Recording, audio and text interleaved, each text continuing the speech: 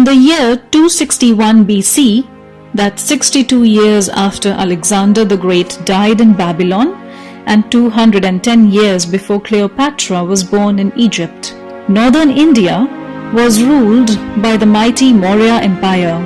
Its ambitious emperor Ashoka, in the 8th year of his rule, thought it would be cool to add the independent eastern state of Kalinga to his empire.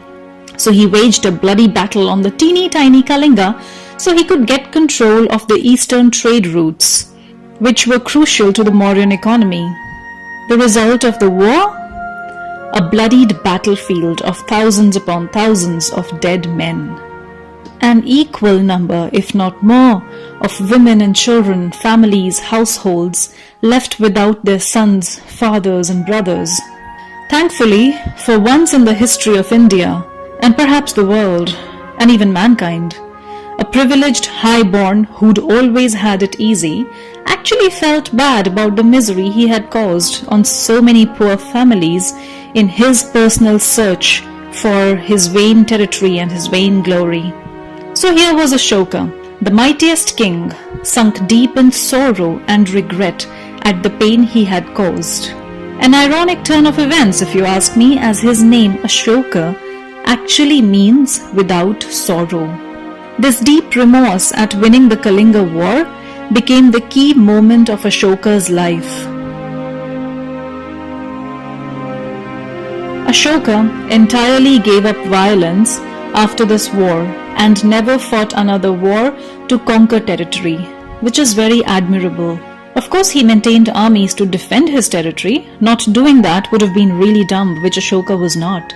But it was clear that he needed another way to conquer, not with weapons, but this time with peace. But was that possible in a time when violence wasn't a choice for survival but a necessity? Yeah, pre-medieval India wasn't all peaceful Hindu farmers going to temples and enjoying familial bliss.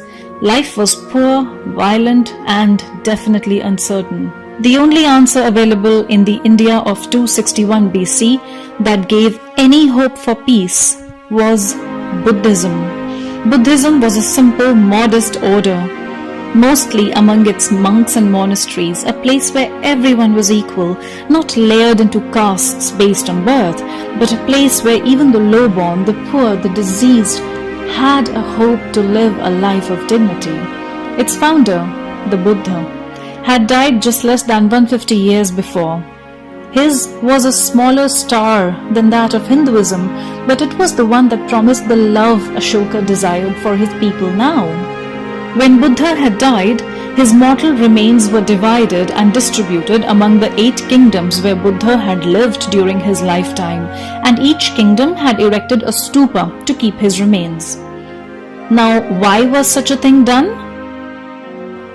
Well, the remains of Buddha were believed to be his living energy, his very presence, and therefore they were extremely precious to his followers.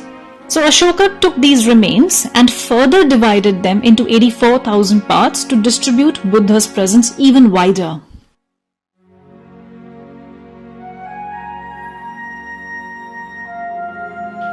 And so he buried Buddha's remains under mounds of mud and placed a chhatra on them, which was a practice to honor the revered.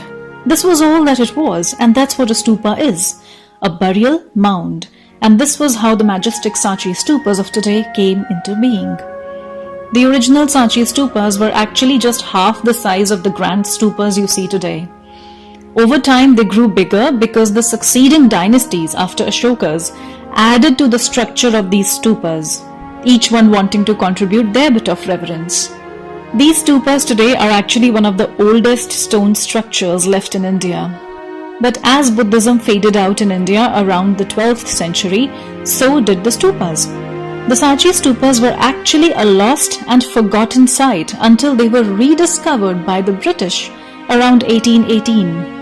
And thankfully, its walls and stones too tell us stories to help us recover its past. Especially the doorways on each side of the main stupa depicting scenes from the life and times of Buddha and Ashoka. Interestingly, there's no Buddha on these because he had forbidden any physical representation of him, because then people would start idol worship of him. Here on the northern gateway, the first horizontal scene shows Buddhist monks standing in reverence to the Buddha. The second scene below shows the Great Departure, where the Buddha leaves his father's palace.